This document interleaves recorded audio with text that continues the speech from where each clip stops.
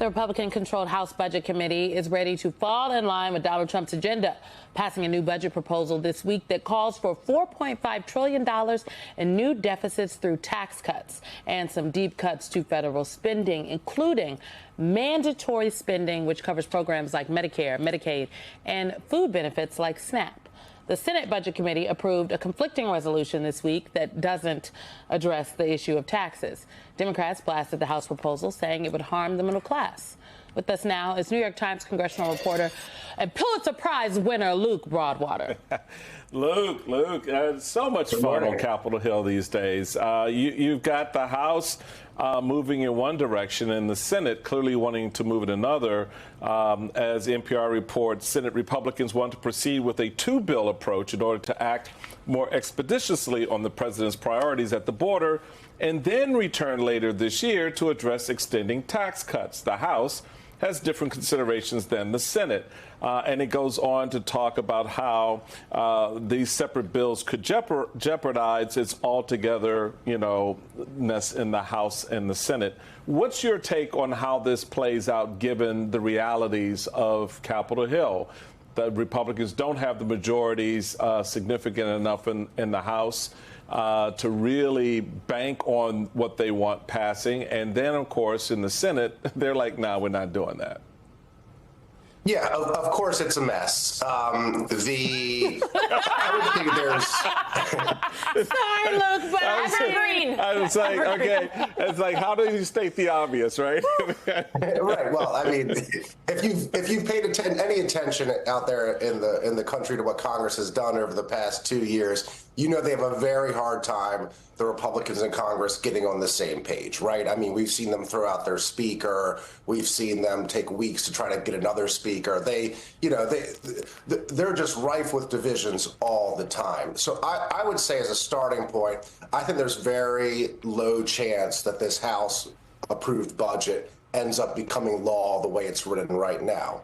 That said, Republicans have a sort of conflicting priorities here. There's a lot of talk on Capitol Hill and at the White House about shrinking the debt, right? $36 trillion in debt. At the same time, they want to pass these sweeping tax cuts, right? $4.5 trillion in tax cuts, which adds to the debt, right? So you have these two things that sort of can't both be happening at the same time unless you make deep cuts elsewhere in the government. And that's what the House budget calls for.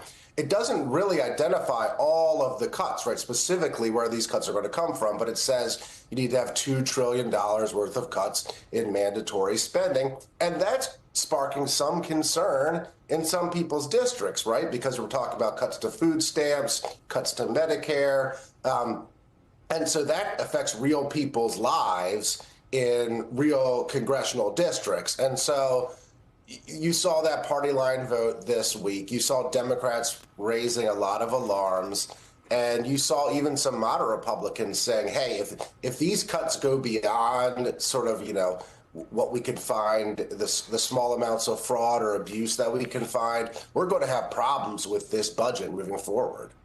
Right. We've seen a lot of reporting out of red states and members that are starting to realize the ways in which this is going to impact their districts. Luke, can you talk for us about how this debate is playing out side by side with the reality of DOGE and the fact that Republican appropriators are no longer effectively appropriating? I mean, where do those two conversations intersect?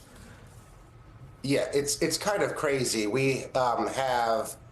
traditionally, Congress has the power of the purse, right? That's in the Constitution. It's Congress that decides where things are spent or not spent. And what we're seeing now is that Elon Musk has come in with a lot of young guys. They have installed these guys at various agencies, and they're going through and they're slashing things. And sometimes their cuts are not what they say they are, right? They are doing sort of keyword searches for certain terms in usaspending.gov, and they're hitting on things and they're misinterpreting what some of them are. And a lot of federal workers are scared right now because of how deep and sweeping some of these cuts are. I mean, trying to eliminate entire agencies, right? And these are agencies that were approved by Congress. But we're not seeing the pushback from Congress that one would expect, right? You would think in a country that has a long tradition of balance of powers that the legislative branch would stand up for itself and say, hey, Mr. President, Mr. Musk, you can't cut that. We authorize those funds. Those funds are supposed to go for that purpose. That's what Congress passed. Instead, what we're seeing is actually cheering on Capitol Hill as Elon Musk and President Trump cut certain things that have been approved by Congress. So we're, it's kind of we always say things are unprecedented during the Trump's term, but it really is in this case where the legislative branch has sort of outsourced in some cases the power of the purse to the president. Literally just gave it up, rolled over without even a little bit of a fight. It's insane. But then you got, and Michael noted this Politico piece for us, that Republican members in high tax blue states are concerned that the plan doesn't leave enough room to expand the state and local tax deduction. Senate Republicans and some House hardliners aren't ready to give up on a competing two-bill plan. You've got Republican Representative who is a centrist out of California, David Valadao. His district is one of the 6 Hispanic majority Republican seats where more than 20% of households receive food aid benefits from the SNAP program, and it's being targeted under the Republican budget. None of this just makes any sense to me. I'm just like, what is going on, Luke? When you talk to the members, are they, at least the Republican members, at least privately, are they acknowledging that this is insane and the president is trampling on their, constitutional authority as a co-equal branch of government, but they're not going to do anything about it because they're scared to get primary? Are they at least aware of the hypocrisy here and the craziness?